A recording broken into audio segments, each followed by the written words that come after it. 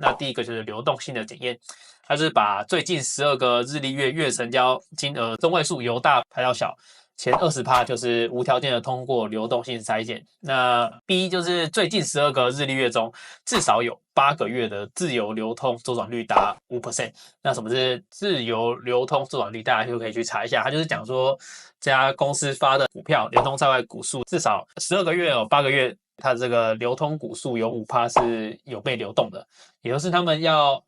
能换手，因为他们要去换股的时候，可能要去买进那家公司，那可能会买比较多的数量，那可能他就要求他这个股票是要有流动性的。好，那2你就可以看到这个指标筛选，这就比较重要了。A 他们是财务筛选，